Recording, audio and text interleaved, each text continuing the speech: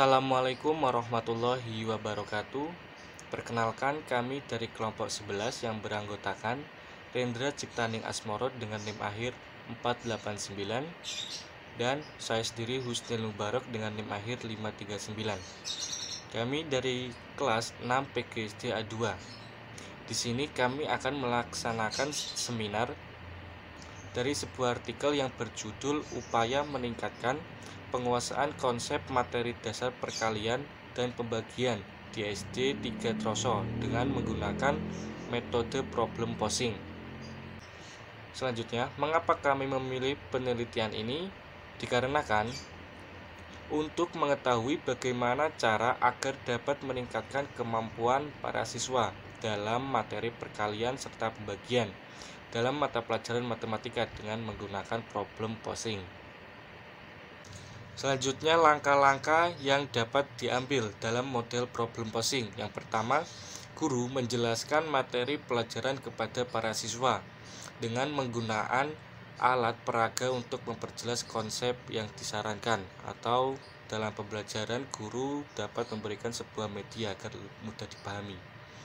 Yang kedua, guru memberikan latihan soal secukupnya. Yang ketiga, siswa diminta mengajukan 1 atau 2 buah soal yang menantang dan yang bersangkutan harus mampu menyelesaikannya sendiri. Atau bisa disebut juga para siswa membuat soal sendiri dan menjawab sendiri. Yang keempat, pada pertemuan berikutnya, secara acak, guru menyuruh siswa untuk menyajikan soal temuannya di depan kelas atau dipresentasikan. Yang kelima, guru memberikan tugas rumah secara individual. Nah, kelebihan dalam metode problem posing ini yang pertama adalah mendidik murid agar berpikir secara kritis. Yang kedua, siswa dapat aktif dalam pembelajaran. Yang ketiga, perbedaan pendapat antara siswa dapat diketahui sehingga mudah diarahkan pada diskusi yang sehat. Yang keempat, belajar menganalisis sebuah masalah. Yang kelima, mendidik anak agar lebih percaya diri pada dirinya sendiri. Baik, selanjutnya kami di sini memilih tempat penelitian di kelas 6 SD 3 Troso pada waktu semester genap dengan 2 kali pertemuan. Nah, di sini pada kondisi awalnya sebelum menggunakan metode problem posing, di sini guru menggunakan metode ceramah. Jadi belum menerapkan metode problem posing. Nah, jadi para siswa tingkat pemahamannya kurang dan belum memahami secara menyeluruh. Jadi kurang menguasai dalam pelajaran matematika, yaitu perkalian serta pembagian. Nah, di sini kami mencoba untuk menerapkan metode problem posing pada siswa kelas 6 SD 3 Troso dengan sasaran 15 siswa pada saat itu. Nah, di sini pada saat kami menerapkan metode problem posing dalam pembelajaran dapat meningkatnya penguasaan atau dapat meningkatnya pembelajaran pada saat matematika, yaitu pada saat perkalian dan pembagian.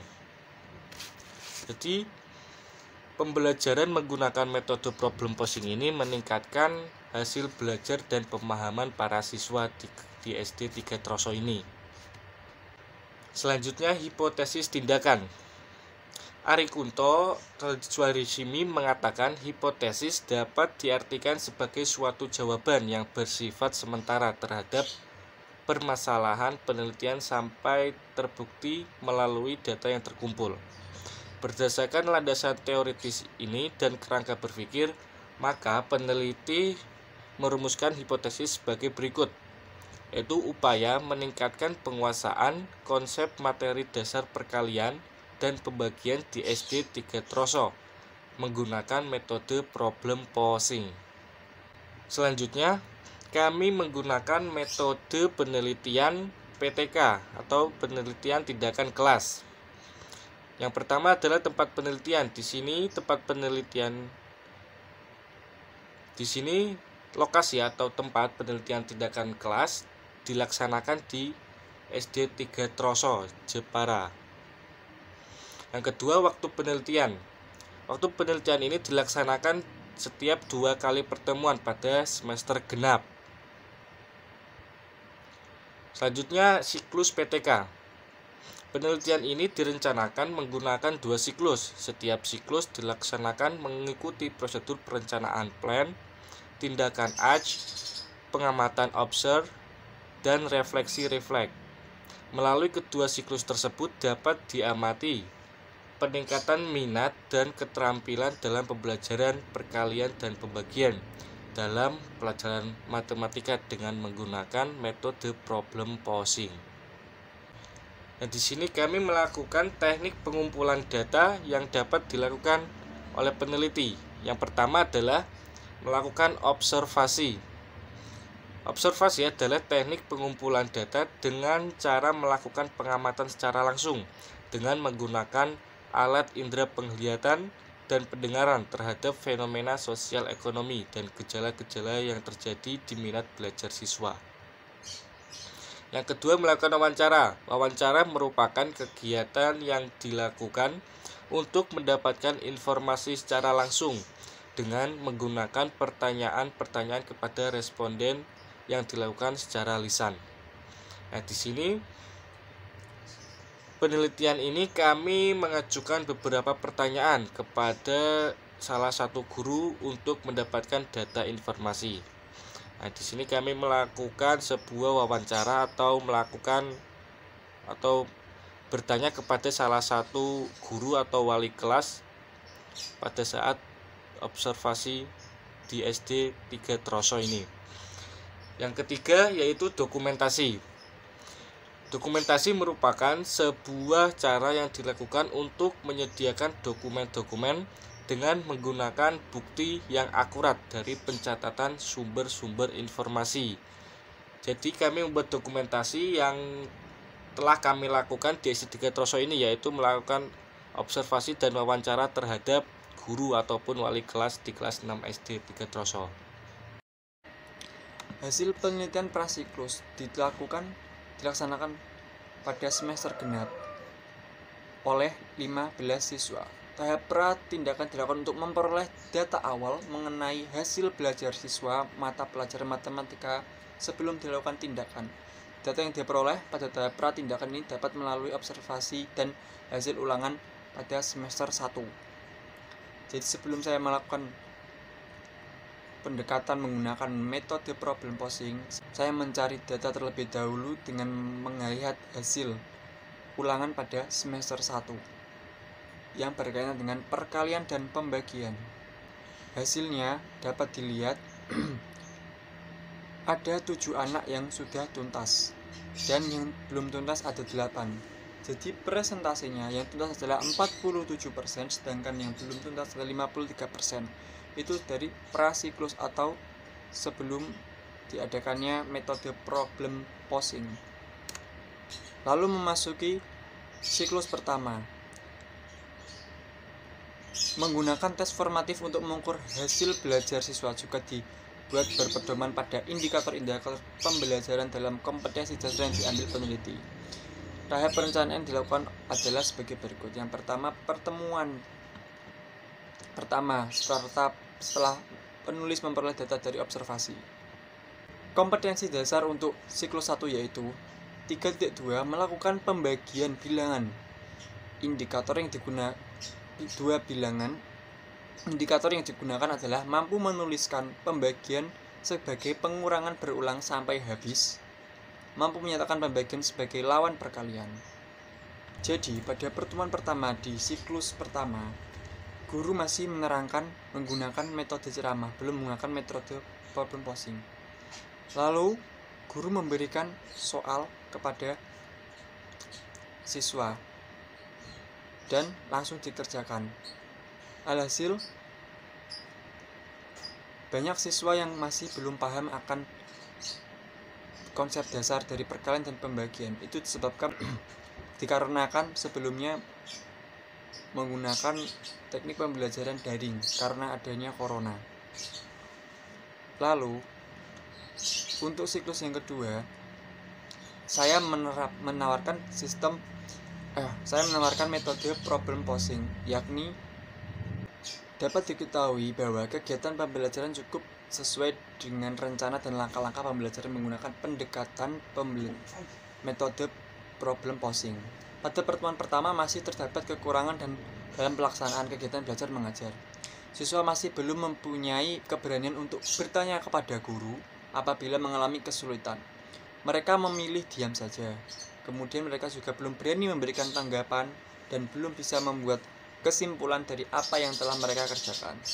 Namun, pada pertemuan kedua, kekurangan tersebut sudah bisa teratasi, namun belum semua.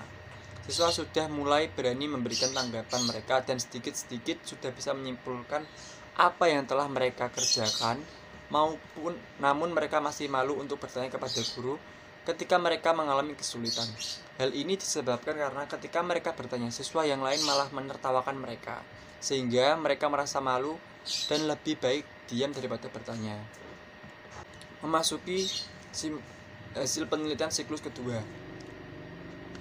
Berdasarkan catatan perbaikan pelaksanaan dalam pembelajaran matematika menggunakan metode problem posing, yaitu masih terdapat beberapa siswa yang masih belum menjaga KKM dan kurangnya keberanian siswa dalam mengutarakan pendapatnya di dalam kelas, maka di dalam siklus kedua ini dilakukan perbaikan kembali agar catatan-catatan yang terdapat pada siklus 1 tidak terulang kembali. Dapat diketahui, kegiatan pembelajaran sangat sesuai dengan rencana dan langkah-langkah pembelajaran menggunakan metode problem posing pada siklus kedua ini. Pada pertemuan pertama dan kedua, hasil pengamatan tidaklah jauh berbeda. Siswa sudah berani dalam menyatakan pendapat mereka, mampu menyimpulkan materi dari kegiatan yang telah dilakukan, siswa menjadi lebih aktif, lebih berantusias, terlihat lebih senang dalam mengikuti kegiatan belajar mengajar matematika. Langkah-langkah yang dilakukan sudah sesuai dengan sintaks, dengan kata lain, lembar observasi sudah mengalami peningkatan dan tanpa ada catatan apapun. Atau dari saya sendiri sudah menganggapnya selesai dan itu berhasil. Hal ini berarti kegiatan pembelajaran yang dilakukan telah mencapai indikator proses yang telah ditetapkan sebelumnya. Jumlah siswa yang belum tuntas pada kondisi awal sebanyak 8 anak. Setelah siklus 1 berlangsung, jumlah anak yang mendapat nilai bawah KKM menjadi berkurang drastis, yaitu hanya 3 anak saja. Pada akhir siklus 2, jumlah anak yang mendapat nilai di bawah KKM semakin berkurang. Hanya ada 1 anak yang masih di bawah KKM. Dapat dikatakan bahwa terjadi peningkatan hasil belajar dari keadaan awal siklus 1 dan siklus kedua. Persentase siswa yang telah mencapai KKM di kondisi awal adalah 47%, sedangkan pada siklus 1 sebesar 80%. Pada akhir siklus 2, 93% siswa sudah tuntas. Pembahasannya, hasil belajar matematika pada siklus 1 sudah menunjukkan peningkatan dibandingkan sebelum tindakan. Siswa yang semula bosan dan saat mengikuti pelajaran matematika dan di kelas hanya diam, mendengar dan menghafal setelah diberikannya sesuatu yang baru, yaitu metode problem posing berbantuan permainan tradisional yang menunjukkan perkembangan dalam belajarnya. Siswa aktif di kelas dengan berani bertanya, bekerja sama dalam kelompok, bersaing secara positif untuk menjadikan tim terbaik, dan siswa sangat tertarik dengan pembelajaran yang di dalam terdapat unsur permainan. Meskipun demikian, beberapa siswa masih ada yang malu bertanya, bingung dengan diterapkan pembelajaran yang dianggap baru pertama diterapkan oleh guru dalam pembelajaran. Hasil belajar siswa yang tuntas belajarnya atau mencapai KKM yaitu 70, sebanyak 12 siswa dengan persentase 80%, dan masih ada siswa yang tidak tuntas sebanyak 3 dengan persentase 20%. Rata-rata nilai kelas 78% dengan nilai tertinggi 97 dan nilai terendah 50. Pada siklus kedua, hasil belajar siswa mengalami perubahan yang sangat drastis. Hasil belajar siswa yang tuntas belajarnya atau mencapai KKM yaitu 70, sebanyak 14 siswa dengan persentase 93%, dan masih ada siswa yang tidak tuntas sebanyak 1 dengan persentase 7%. Rata-rata nilai kelas 85% dengan nilai tertinggi 100 dan nilai terendah 50. Metode problem posing terbukti dapat meningkatkan hasil belajar matematika kelas 6 SD Negeri 3 Troso tahun pelajaran 2001-2022. dengan persentase nilai kriteria ketuntasan minimal KKM 70 pada prasiklus sebesar 80%, pada siklus 1 78%, dan pada siklus kedua 85%. Kesimpulannya, implikasi praktis yang terjadi setelah pelaksanaan penelitian ini yakni guru dapat menggunakan pendekatan pembelajaran yang kreatif, inovatif, dan menyenangkan untuk memperbaiki mutu pembelajaran. Selain itu, pengetahuan dan keterampilan guru juga semakin berkembang dengan penggunaan model-model pembelajaran yang kreatif dan inovatif. Guru juga dapat menerapkan tindakan perbaikan pembelajaran sebagai upaya menekan profesionalisme tindakan. Perbaikan pembelajaran sebagai upaya profesionalisme kerja.